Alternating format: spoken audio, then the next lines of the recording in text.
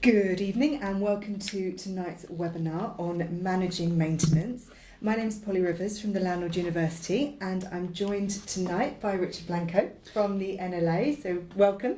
Thank you very much. Good evening. I'm going to let Richard introduce himself and explain a little bit more about what he does here at the NLA and why he's such a useful person to have with us this evening.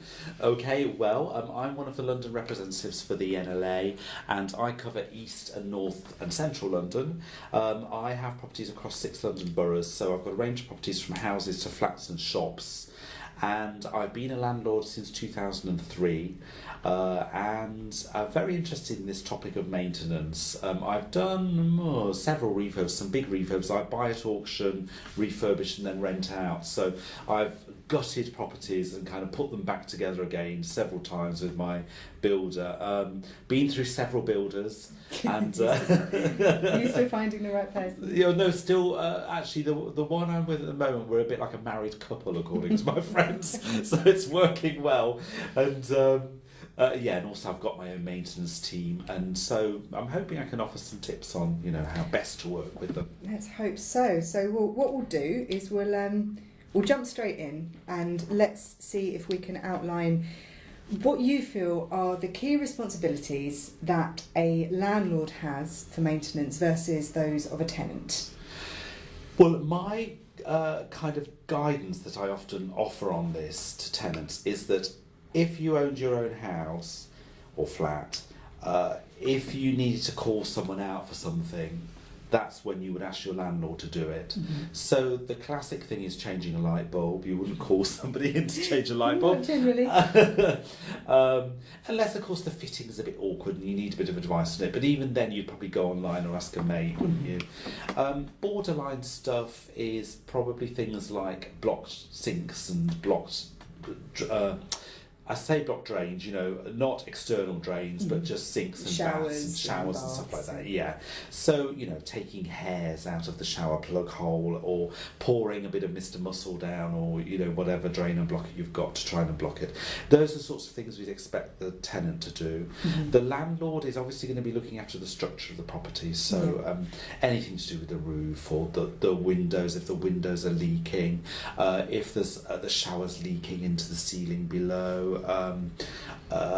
Communal areas, if you're in a flat or an HMO, will often be the responsibility of the freeholder, and if that's not the landlord, then the landlord should be contacting the freeholder to sort it out. Not for the tenant to then get involved. It isn't, no. I mean, for example, intercoms down to the front door, if you're in a flat in a block, that's usually down to the managing agent, so the tenant should be reporting that to the landlord should be the one that then chases that up. And indeed things like fire safety. I did an interview recently on the Grenfell situation. So fire safety is the responsibility of the landlord, of course, in terms of the building overall. Now, if it's an HMO, there are particular responsibilities. If it's in a block of flats, then the fire safety in the communal areas and for the exterior of the property is actually the managing agent. It's an interesting one with fire and structure. Obviously, they are under the Landlords and Tenants Act. That's part of the landlord's requirement, isn't it? And I think water and electricity as well. Anything sort of linked to services, to those, yes. Mm-hmm. The bits that are mandatory for the tenant to live comfortably and safely. Exactly, yes, yeah. And if you go back a few decades, there was a case where I forget the name of the judge, actually said that the tenant's required to behave in a tenant-like manner, and so we've been interpreting that ever since. It's a strange one to try and work out what it should mean, isn't it? It's a bit like Brexit means Brexit, isn't yeah. it? Yes. Who knows what any of it means? And it's quite useful. Drawing that line there and saying this is definitely what I am dealing with is quite useful, because whilst of course you want your tenant to be changing light bulbs and unblocking sinks, what you don't want them to possibly be doing is messing with the electrics of the property and thinking I'm just going to move that plug socket or I'm going to... It's a good point, and in fact I've got an example, Polly, with some listeners will be aware of this. That, sometimes you have tenants who are better at maintenance than others, and I had tenants who the light bulb in the bathroom went, and they called me and asked me how to change it, and I said, well, you unscrew the fitting and then you put a new bulb in. So they unscrewed the fitting, it's a globe fitting, and then they unscrewed the bulb. Now, of course, the bulb was a bayonet fitting, so they then broke the glass bit of the bulb off the fitting, or the fixture. So what I do actually is I give tenants a briefing now on check-in.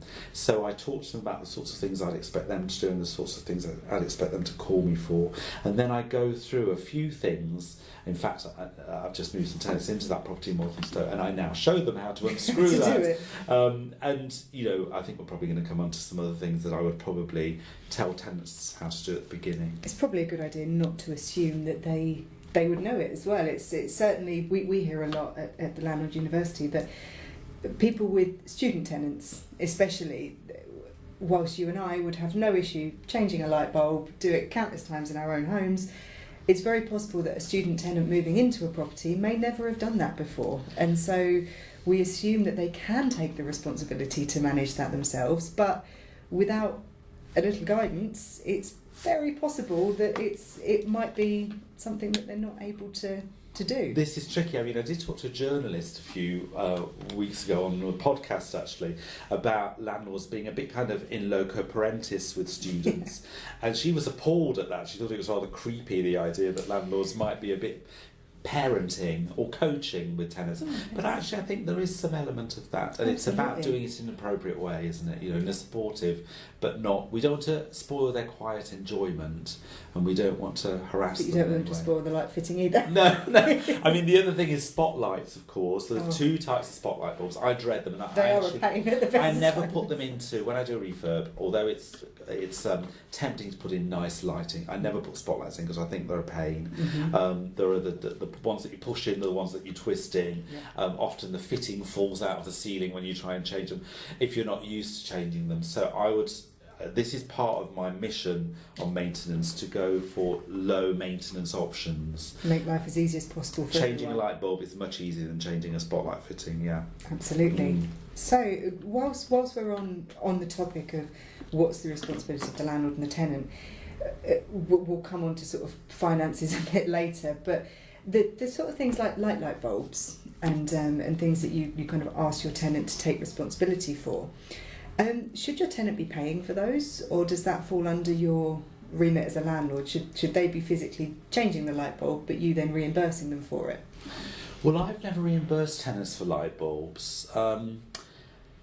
That's an interesting question, actually. Gosh, I've never been asked for a reimbursement. My gut feeling would be that you go out, the tenant goes out, buys the light bulb and fits it in their own light. But I wonder if there's ever going to be the issue that would arise that the tenant may think, well, this light bulb will be here once I leave, so therefore it's the landlord's, as it were.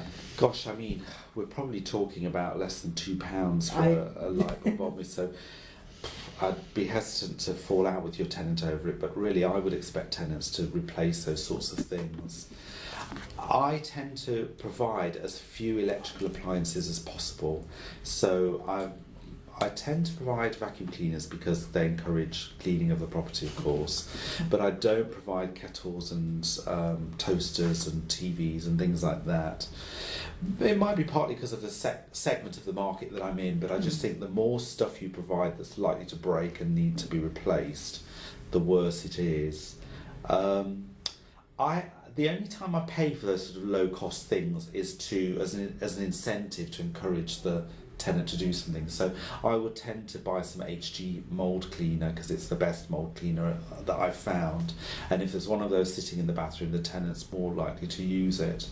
But I don't think I'd be buying them light bulbs, no. You sort of provide a gift basket of things that you want to encourage them to use, and it's a great gift basket with some mould cleaner and a light bulb, but it's if that's sort of the gentle push towards them taking better care of your property, then it's a worthwhile purchase. And I would always leave light bulbs in every fitting. I would never leave a fitting without a light bulb. I tend to leave things like lawn feed and weed and stuff like that.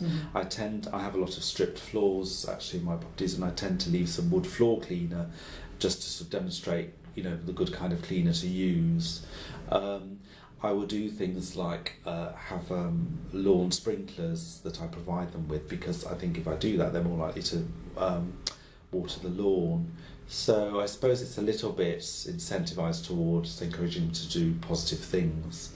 So that's kind of the in-tenancy maintenance plan there that you're building in right from the start, right from the get-go, really, the cleaning, the gardening. Do you formalise that in any way? Do you sort of have a document when you move a tenant in and say, okay, so the floors require this sort of care, the garden requires this level of care, and this is what you're expected to do in order to manage that? And is formalising it a good idea? Well, I suppose I formalise it informally, if you like. It's informally formalised. It's not. I mean, the contract says the tenant must look after the garden, maintain its general upkeep, but I have this all-important, what I call an induction meeting with the tenant, which is an hour when they first move in, and I have a long list of stuff I'm going to go through, and that's when I will go through all of the stuff I've talked about already. And in fact, I show them how to bleed a radiator, I show them how to change a shower hose, I show them how to... sometimes I show them how to top up the boiler, although I'm not keen to encourage that sort of willy-nilly, because I don't want them to mess too much with the boiler. Depends on the type of tenant. If I've got a guy who does maintenance and stuff, who's really up on that, or a woman who does that, then I'd be more likely to perhaps tell them a bit more. And then I always talk about mould, and I always talk about cleaning, and I say, if you choose not to do regular cleaning, when you leave in 3 years' time, the amount of cleaning that's going to have to be done to make up for 3 years of no cleaning is going to be expensive, and so bear that in mind. So I have a good talk through all of that, and it's, for me, that's about setting the tone, I think. But I think by doing so, you're being very clear about what you expect from them as a tenant and what they can pass back to you as a landlord, sort of the points of which, and if they're not clear on anything, it's the perfect time to ask, and you're building that relationship as well, aren't you? Yeah, and the inventory can set the tone as well, I think, Polly, because the inventory, I note on the inventory the level of cleanliness, and in fact before I show that to the tenants I say, how clean do you think the property is? And I just ask that as an open question so that they can say, and then I'll say, well, this is what I want it to be like when you move out. Hopefully that will be in 10 years' time, but so that in a way there's a learning and development element for me of that check-in process. And obviously your inventory is then accompanied by photographs which you can then keep maintained. And has there ever been any problems coming... It's a personal question about your tenants particularly, but have you ever had any issues arising off the back of that process? Have people always been happy with the way that plays out?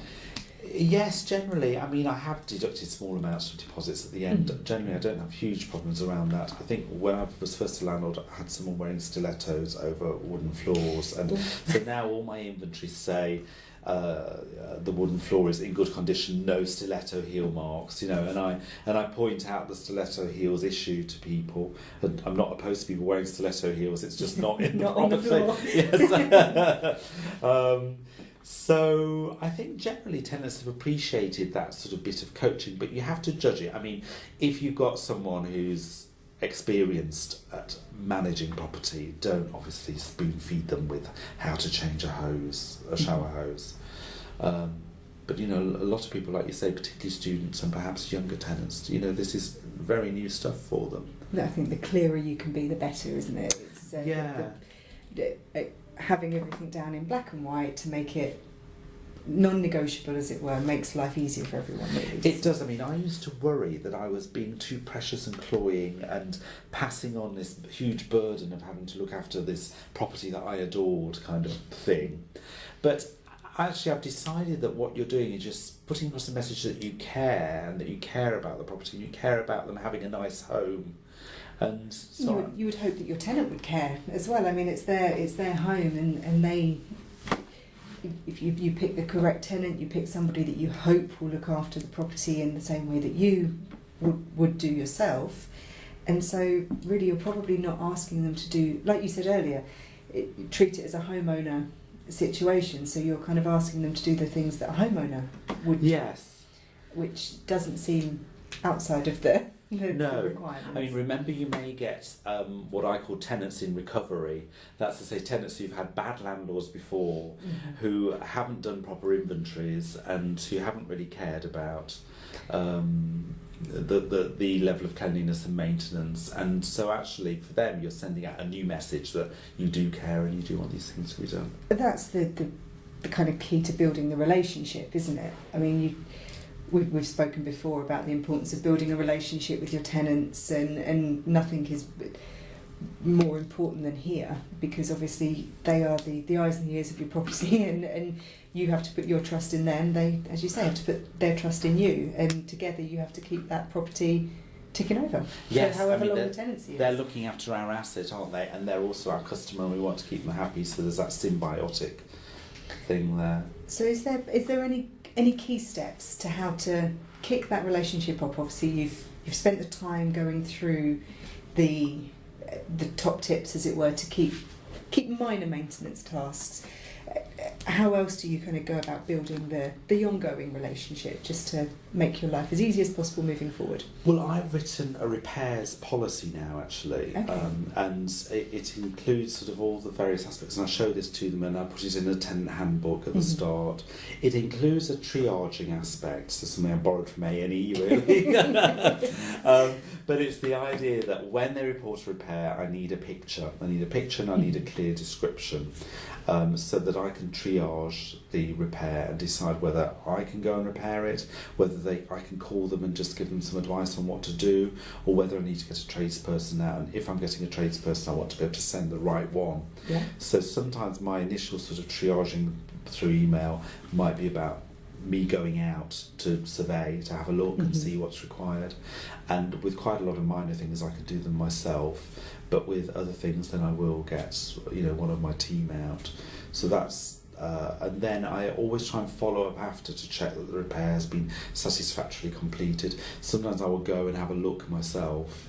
And I think it's also about trying to create a property that is low maintenance as well. So when you're refurbing it, that you ensure that fixtures and fittings, etc., are low maintenance. I don't know if we're coming on to that, but that's certainly part of my strategy. Absolutely. It's the triage also is building the paper trail, really, isn't it? There's a definite date that the report has been made, and then if you're asking for a further report once the repair has been carried out, it almost kind of bookends the issue, doesn't it? So you've then built a trail.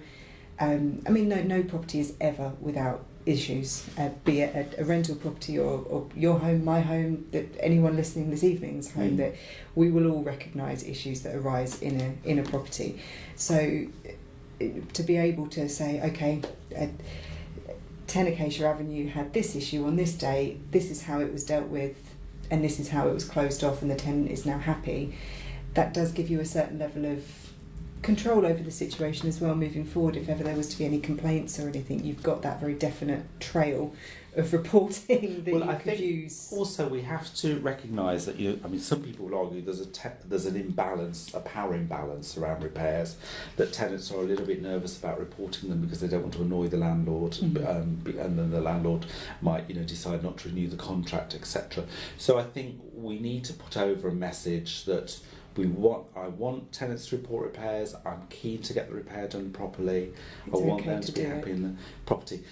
The only time when that sort of adage doesn't work is around mice, I find, because there's nothing I can do to eradicate mice totally, in London anyway. I mean, I can certainly send someone to treat them on this occasion, but the likelihood of them coming back again next year, I'm afraid, is quite high. I mean, pests are a problem, aren't they? Because it's very difficult to. Mice, as you say, are an issue, certainly in the capital and other big cities. They're an issue, but there are certain pests that are potentially not the fault of the landlord, but they can be the fault of the tenant occasionally, and that can be a lifestyle issue, can't it? That's a tricky one. That's a difficult one to gauge, I would have thought. Well, bed bugs are the classic one now. I think generally bed bugs are brought into the property by someone sleeping there, or, you know, and it could be someone who's been unfortunate enough to have picked them up in a hostel or hotel and stayed overnight, and they brought them in. So it's rare for the landlord to supply the property with bed bugs. Bed bugs come free with your rent. Yes, and then cockroaches, you know, could be a problem in the whole block. Rats, often to do with the sewers, and if you see rats, it's because there's some sort of issue with the sewers, so that's something you need to look at. But mice are just running around underneath terraced properties everywhere, and it's really hard to hermetically seal, particularly older properties. In that instance, what's the best way of tackling? Obviously, you have a pest control, and that's obviously the best way to physically deal with the issue. But if it's possibly a lifestyle issue that the tenant is possibly making the situation worse by certain lifestyle choices that they're making, maybe not covering food as well as they could do, or is that something that you can comment on, or kind of say, look, absolutely happy to deal with this and will of course rectify the situation to the best of my ability. Obviously, as you said, you can't stop every pest in the country, but we'll rectify it to the best of my ability. However, we need to work together on this to stop it happening again. Yes, I mean, I see, when I first started being a landlord, I used to think, well, pests really are the problem of the tenant, because, you know, they may have done something to encourage the pests to come in. Increasingly, I think the tenant's paying a good chunk of money in rent. I want to keep them. I think I owe it to them to pay. It costs me £95 for my pest control guy to do 3 visits, and I think that's just reasonable for me to pay that. And I don't want to faff around with councils, because they tend to be they don't give me time slots. There's, you know, my pest control guy can talk to the tenant and liaise with them, and it's a bit more of a premium service. So I have a fact sheet on mice, actually, and I have a fact sheet on all the pests that goes in the handbook, and it does advise what kind of behaviours can encourage mice. So obviously leaving food out or uncovered, or having food in cupboards that are accessible. Pet food is one of the top ones, isn't it? That's, wow. I've got dogs, and I know that is on all of the forums and whatnot. Yes. They do say that dog food, especially this time of year, is particularly attractive. Is it? I mean, also they say lids on bins so that smells don't come, you know, because obviously the mice can smell them. Obviously filling in big gaps in floorboards or skirting boards and so on, and you can block those with wire wall. Typically mice will get in through air bricks and things like that as well, so blocking those. But yes, I think it is fair enough to ask tenants to modify their behaviour and just explain to them how some of their behaviour might be contributing. I think we also need to manage their expectations, because it just isn't possible to hermetically seal properties, and even if you did, the mouse would gnaw itself through the hermetic seal. And it would cause its own issues with mould, then condensation. Well, absolutely, You then have a different issue, don't you? I suppose if you have a pest control team or a company that you use regularly, the leaflets they're probably able to provide, they can certainly help with the education process. Yes. And maybe if you feel a little bit uncomfortable sort of tackling your tenants head on, saying, look, you need to stop that and that, then maybe asking the team who come to deal with the problem to leave some leaflets. And I think that the key is to empower the tenant to feel like they can solve the problem with this resource of the pest controller that you're providing for them. So I tend to, you know, instruct the pest controller and then try and let them work together to deal with it, because then it's a learning process for the tenant, isn't it, as well? But what's something I hate is the way the media kind of imply that landlords are responsible for mice-infested properties and so on, and it's so much more So obviously we're talking quite a lot about accidental maintenance, as it were, when things go wrong. But one of the things we certainly get asked a lot about, and I would imagine you hear a fair amount as well, is what do you do when you have a tenant who wants to make changes that they will then have to maintain, something like decoration? So there are a lot of tenants that want to decorate their properties, especially if they're planning on being there for a while. What's your take on that? I struggle with this actually, Polly. I mean, I've got a colleague in East London who lets tenants decorate the whole flat to their taste, however blingy or, you know. Brave move. Yeah, and he says that means that they stay longer, and that freaks me out a bit actually, that idea. And, you know, most of my properties are very neutral. I don't get requests very often for people to change colours. The sort of policy I've had in the past is okay as long as it's not very dark, like a red or a dark blue or a dark brown or some sort of colour that's going to be difficult to cover.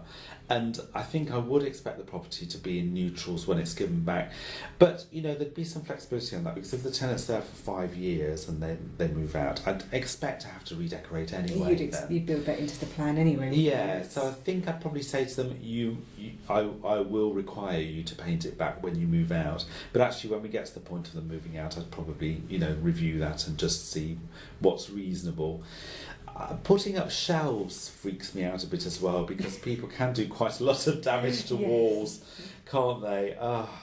So I sort of encourage shelving units, you know, of the type you get. The flat floating type. shelves are quite difficult to put up and can be quite big fixings as well. They're not sort of small holes that are left, are they? They're fairly hefty. And I've overlooked some shelves that I've got a family in one of my houses, and the guy is a maintenance guy and stuff, and they're staying long term and stuff. So, you know, that's fine. He knows what he's doing, and they've made the house look very homely, and I don't want to get in the way of that.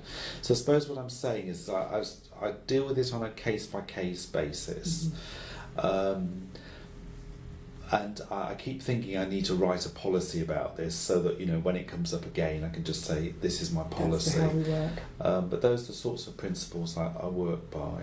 It does make sense. I think there's probably an argument that people would stay longer. Well, there's certainly research to show that people would stay longer if they're able to put their own stamp on their property, which does make sense. But as you say, if there's a dark purple wall and holes all over the wall, obviously it's going to be a fairly lengthy process to put that right. And you said that you're happy with people putting it back themselves, although you wouldn't necessarily insist upon it. Can that sometimes not cause more damage than it helps, as it were? Is that? Yes, I mean, I say to them that you need to put it back yourself to a professional standard. Now, that might not be possible, of course. So that again is a worry, because generally with any painting, I would rather we did it, because I know that my painter's going to do it to a good standard. But what I am doing now is I'm doing a pre-checkout meeting with tenants, where I walk around with them and tell them what would be expected. So I've just done that with a tenant who's insisting on doing his own cleaning. I'm slightly worried about this, but you know, tenants have the right to do their own cleaning if they want to. So I've walked around and I've, you know, run my finger along the top of a light fitting, which is very high up, and shown him the dust. And I've said, you know, that's the sort of thing that people forget. I've run my finger along the top of door frames, and you know, the blinds are dusty and the skirting boards are dusty, and we've looked at the oven. And so, you know, I give advice. So I would give advice. I find that there's some quite handy hooks around these days that don't make too terrible holes in the wall. The ones you can pull off the wall without any marks left on paper or paint. Amazing, aren't they? And there's another one that's hard wall hooks that have sort of pins in the back of them that I've used as well. Because blue tack can cause as much damage as putting shelves up, really. I've had to repaint walls because of the dreaded blue tack. Yeah. Yes. The other thing I found sometimes is I have strip floors, or in some properties I have laminates, but mostly strip floors, and some people don't like gaps in between floorboards and find it drafty. So I've had 1 or 2 requests to carpet floors. Now, I've generally said to people, can you get rugs? I have had people saying, can we just carpet the living room? And I've said, okay, as long as, you know, you accept that I might need you to remove that when you go. It's a lot of it will obviously come down to if they're planning on being there for a long time, and you can understand it, but you do, I think, like you say with your floors, it's something that is presumably quite a big USP in the property, and you don't then want flooring ruined just because somebody has slapped down carpet on on top of No, it but I and think caused it's- you havoc to put it right. It's important we put across the message that we want people to ask permission before Mhm. making changes. I have had a tenant concrete over some of their front garden, which I'm very cross about because they should have asked permission. I think they didn't ask permission because they thought I'd probably say no. So I think it's important to make that point at the start.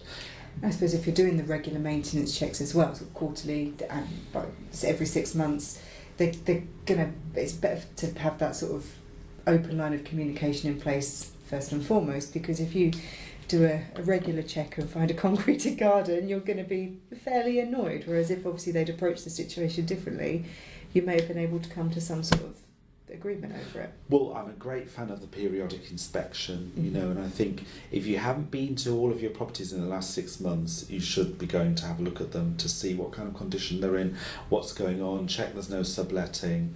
It's really important, I think. Even if you think you've got a good tenant, you know, that's just plodding along nicely, it's just really important to keep tabs on what's going on. And there'll be, I dare say, a few people listening who will be using managing agents. If you've got a managing agent in place and you trust them, they'll presumably be doing those periodic checks on your behalf. Should you be expecting any sort of reports or anything back from those, or is the fact that they're just going to be going and ticking the box enough? I think I would want to report back, and in fact I've got my own form that I fill in when I go around properties, and what I say to the tenant is I'm going to just be checking for repairs issues, I'm going to be checking that you're using the property in accordance with our tenancy agreement. So that means, you know, you've not turned the property into a cannabis factory or sublet it, etc. There's plenty of horror stories of it happening. Well, aren't there? there We are, laugh, yes. but it does happen. And so I would say I'm going to be popping my head in every room, looking up at the ceiling, looking at the radiators, checking the electric sockets and the light fittings for any health and safety issues. So those are the sorts of things I'd be expecting agents to do. I worry, and some landlords worry, that agents don't do these things with as much TLC as we would, because it's not their property. But the counter argument to that is they might actually be being more rigorous and more objective. But They've got no emotional attachment to the property, have they? Whereas it's your asset. It's something you've loved as you've developed it, and now it's part of your portfolio. Whereas for an agent, it's a business transaction. It's something they can be fairly cold towards. it's true, to say it, but cold might mean discursive and not really caring. And so I think as a landlord, you know, you need to go and see your properties at least once a year to see what's going on, because I'm afraid some agents who, you know, might not be doing such a good job may send someone to do a repair. They may not have gone back to check it's been done okay. You know, their idea of solving a problem might be just to slap a bit of silicone on it and hope that holds. But you know, in the meantime, the shower's still dripping into the ceiling below and causing long-term damage. So I'm a great believer in being hands-on as a landlord to the extent that you see and feel and talk to, and you're familiar with the property and your tenants. You know. The other option, obviously, a lot of people have properties all over the place and have sort of spread their portfolio quite wide, so they might be able to make sort of the trip annually or to do a country tour, as it were, to see all their properties. But if you've got trusted tradespeople that, so you've got a plumber who goes in once a year to bleed the radiators on a certain time, or if you've built your maintenance plan and you've got specific times to do things, I guess your tradespeople could do those checks for you and sort of give a cursory glance around the rest of the property and make sure everything's looking as it should. That's true, Polly, and I think there's something about trying to find tradespeople that you build up a relationship with, and they're almost kind of a version of you. And you know, I think 60 to 70 to 80% of the success in with tradespeople is the relationship you have with them. And obviously, you know, a big part of success is their skill and capability, but that relationship is the difference between someone doing a slapdash job and someone doing a job really well, because as you want it done. They like you, trust you, and know what kind of standards you'll expect. It's just trying to find the right people for the right job, isn't it? And that can be a trial and error Yes, situation. It certainly can. Yes. Mind you, it's something that, and it's certainly something I've seen at NLA meetings that I've attended. It's definitely worth talking to other landlords in your local area. So I mean, the NLA meetings are a really good place to start, I think, because if you've got somebody who's familiar with the problems that the rental market comes up against more regularly than possibly the private housing market does, that if they're good for one landlord, if they work well with one landlord, they might be, if you're lacking a plumber in your tradespeople list, go and have a chat with some other landlords and see if they've got somebody local who might be able to help you out as well. Yes, and I always recommend looking for tradespeople when you don't desperately need them, you know. So trying to be constantly researching and thinking about who could I use, and pre-planning a bit, yes. If you think you might need a builder in a few months' time, then go and see a few builders doing their work and, see the work that they've done, and so plan ahead really. But I mean, I feel quite lucky at the moment because I've got a good team that I'm really happy with, and it does make life so much easier. You can pick up the phone, and that they know your properties as well, presumably. Yes, which makes life a lot easier. Yes. Obviously, building your team is key, but I think there's quite a few things as well that we can probably familiarise ourselves with, and not have to necessarily rely on the trades quite as much as we already do. Is there a list of anything that maybe as landlords we should definitely be sort of upskilling ourselves to be able to cope with on a day-to-day basis? The things that you see regularly that you kind of trained yourself to be able to deal with, is there anything specific you can think of? Yeah, I mean, there seem to be kind of two types of landlord. There's the sort of repairs diva who decides that they don't want to do anything or get their hands dirty, or there's the I'm much more of a roll up my sleeves and prepared to do stuff. Mm-hmm. Sometimes I probably try and do more than I should, and my builders often say to me, "Let me do. Why are you doing that? Let me do that." But I tend to do things like trim hedges, and I just go around 2 or 3 of my properties with my sort of electric hedge trimmers, and pick a sunny day to do that. And I quite like doing that because I then chat to neighbours and stuff and get a feel for what's going on locally. So I would definitely do things like that. I would also kind of feed lawns and stuff just by sprinkling lawn feed and weed on, and perhaps weeding them a bit. So that sort of stuff. Clearing gutters, and things like that. Autumn time is a good time to clear out leaves and those sorts of things. Investigation work, like for example, I had a leak under the floorboards, and so I pulled up one of the floorboards to see what was going on, and then I got the plumber to come out and deal with it. You can prepare them for what they're coming into, can't you? Yes, and it's that. I suppose it's being a surveyor really, and having a look and seeing what's going on. Topping up the water on boilers, I think, it's really simple. Generally, you just open a tap under the boiler or close to the boiler, and you can look on YouTube and see how to do it if you're not sure. Obviously, bleeding radiators, changing shower hoses, those sorts of things are relatively simple. I wouldn't change a tap. I'm sure I know some landlords who've been on plumbing courses and have taught themselves to do that because it's not that hard, but I worry that what feels like it's going to be a simple changing of a tap suddenly becomes something quite complicated, and then the drips. Yes, and so on. So I wouldn't do that, because then it might be 48 hours before we can get a plumber out, and now there's no tap on there, and so on. So I guess what other things? I mean, it's just anything general like that you feel is within your capability, really. I mean, it won't have a long-term effect if it goes wrong. Yeah, and changing a washing machine, for example, you just close the taps, undo the hoses and, stuff like that. It's fairly simple, I think. It's, I suppose it's what you feel comfortable with doing, and but possibly always have in the back of your mind that if it does, that you've got your team on hand. If it were to go wrong, touch wood, obviously, it wouldn't, and they're there to call on should you need them. Yeah, and I would say, take advantage of some really brilliant services at the moment. Some of the appliance suppliers now, for an extra £30 or whatever, maybe a bit more than that, but they will swap over the washing machine for you. Mm-hmm. And, it may be worth spending that money rather than, using up your time if you're busy with other stuff. So there are lots of options out there to help. But there's always the question, isn't there, of where to spend and where to save when it comes Yes. to maintenance and repairs and whatnot, and specifically with things like carpets. And is that something you, when you're sort of looking with a view to ongoing rolling maintenance, is it something you put down fairly cheap carpet with a view to taking it up at the end of every tenancy and replacing it, or do you put down high quality carpet that can take a lot of heavy duty cleaning? And although that's a kind of an asset within the property, it's building that into your maintenance schedule almost, and trying to work out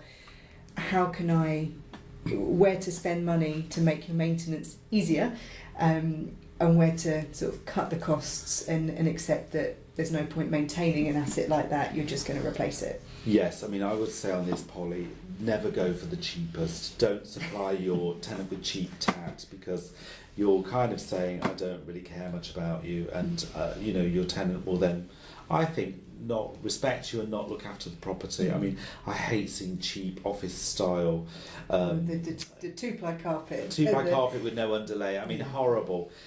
I don't carpet many properties. I just do runners actually in my properties. But I would say generally go for kind of medium, not the most expensive.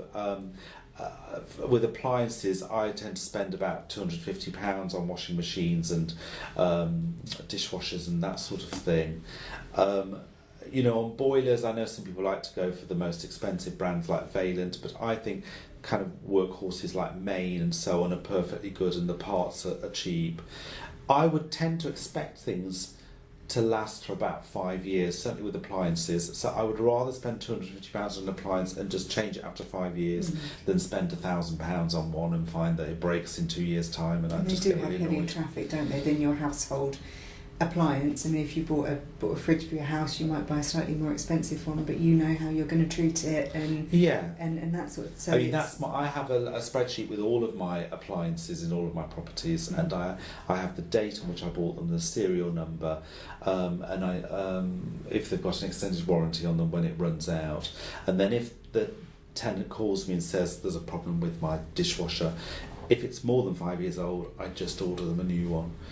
If it's just a couple of years old, 2 or 3 years old, then I might get someone out to do a repair. I mean, most of them offer the extended warranty insurances and that sort of thing, and I always feel with my own home that it's probably cheaper to buy a new one than pay for months and months and months and months of insurance that you then don't use. And it may be a short-sighted view, but touch wood, it seems to have worked for me thus far. But I guess as a landlord with a business, is that something you budget for and have the insurance as part of your budget? Or do you just say, do you know what, rather than paying £10 a month insurance for 5 years, I'm just going to put £10 away or £5 away and hope that will cover it if it goes wrong? I think you have to do the maths and see if it's worth it. So I used to have 5-year extended warranties on appliances that use water, so dishwashers and washing machines, and I used to be able to get that for about £100. I find that it seems to have gone up a bit recently to like 130, 140, and then I start to think, well, a new machine's going to cost me $250. Is it really worth it? Yeah. So that's the calculation you have to make. There used to be a credit card where if you bought stuff on that credit card, it gave you an extra 3 years warranty, but they've stopped that now, so that's frustrating. The other thing I find with boiler warranties is they can be quite cost effective. I think there was one that was at £170 for a 7-year warranty. And a lot of them do the pipes, the flue, and everything, don't they? It's everything kind of. Okay. It's not just the boiler. I mean, the other thing that I don't like actually, and it's just totally down to people's personal preference, but some of the annual insurance that you pay on boilers I think is really expensive. I mean, some of it can be £200 a year, and I just think a new boiler is going to cost you £700, that sort of amount, and yes, okay, it will probably cost you £700 to have it fitted as well, certainly in London, but is it really worth paying £200 a year? I'm not sure it is, and so I don't like those sorts of contracts. I think they're too expensive. So check the warranty that it comes with. If you've got a boiler that comes with a year's warranty anyway, it certainly by that point, if you've kind of knocked 200 quid off of that, then you've got to weigh up then the how likely is it going to be, and then maybe have a side bank account, a pot for maintenance. I put £700 a month away for maintenance, so and I do then sometimes have to dip into capital reserves for maintenance. But yes, you should definitely be putting money away every month for maintenance. And I'm not sure how worthwhile extended warranties are. Take a view on it. I think £170 for 7 years on a boiler is fantastic, but £130 for 5 years on a washing machine is not so brilliant, because a new one's going to cost you £250. So those sorts of calculations you need to make. It's what works for you. But stay on top of them. The minute I install a new appliance, I am recording the serial number, the date of purchase, how much it cost me, and I'm thinking straight away, after 5 years, if this goes wrong, it's going in the bin. It's easier to get shot when it starts to mess about than worry about the headache that it's going to cause you. Particularly with boilers, actually, Polly. Yeah. I mean, I had a boiler. It was a glowworm which I'd only had for 4 years, and it was causing me so many problems. And I just thought, I'm just going to change it, because you can very quickly tot up repair costs of 400, 500 on a boiler, and you might as well have just got a new one. And save your tenants possibly a lot of headaches as well, and again, that does show that you're playing your part and doing the best you can for them, and hopefully then they'll reciprocate and do the same thing. Exactly, yes, yeah. Okie dokie, well we've kind of covered quite a lot, I think, this evening. Have you got sort of some top tips as to how to manage maintenance? In a nutshell, your kind of top things that you would consider the best ideas to do, just to make sure that you keep on top of this? Well, I mentioned trying to make sure that your property is low maintenance, so choosing low maintenance fittings and appliances.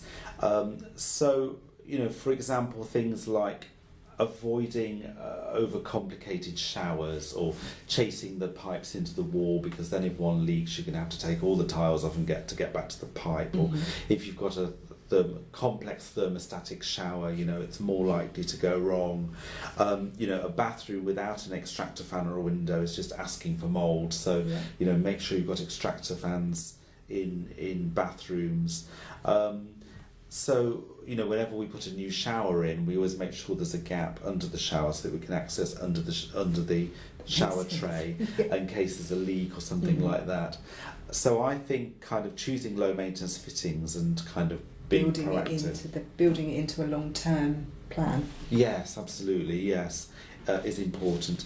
I think the other thing about fixed or flexible pricing as well. So if you're doing some fairly major works, then do make sure that you have a very clear work schedule that you negotiate with your builder, and in a way that helps you to really think through all of the stuff that you're going to be doing. It needs to be utterly pedantic, and more pedantic than you ever dreamt you needed to be, but just so you're absolutely clear, and then have a change of works form. So if something's going to change, then make sure you fill in the form and you agree and sign it together.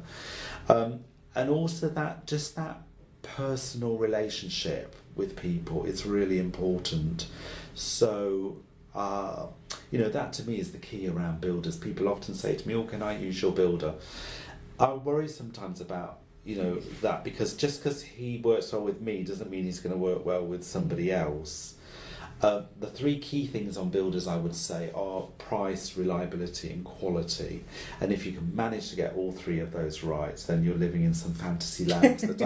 I think I've got about 2.5 at the moment. But that's your aim, yeah. I mean, my builder can be a little bit unreliable sometimes. He's good on price, but just recently he started putting up his prices a bit, but his quality is always excellent. So I find I'm always juggling with those three things, and those are the three things to think about. Yes, but the last thing you want is to fall out with a builder halfway through a project, because the next builder is going to charge you twice and then stick a 0 on the end because they're having to kind of make up for what the other builder's done.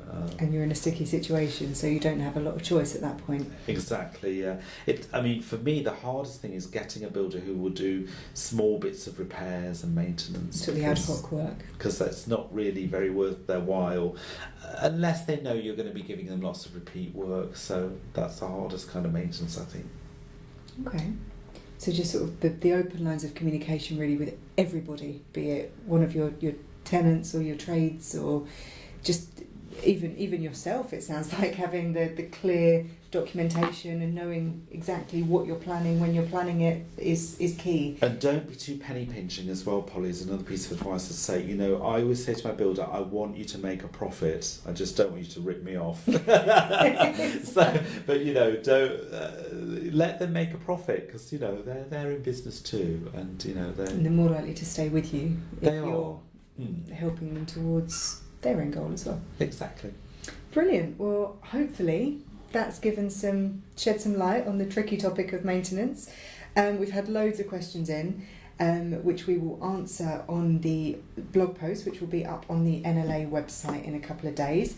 The video for tonight will also be on the Landlord University at Urban.co.uk, and that's brilliant. So thank you, Richard. Thanks so much for joining us this evening and talking us through this topic that we could talk about for hours, I'm sure. Yes, my pleasure, Polly, and sure good luck to everybody. I'm sure we'll be back again to talk some more without question about this topic, because it's certainly proved that there's been a lot of people with a lot of questions on the chat, so there's undoubtedly more to come.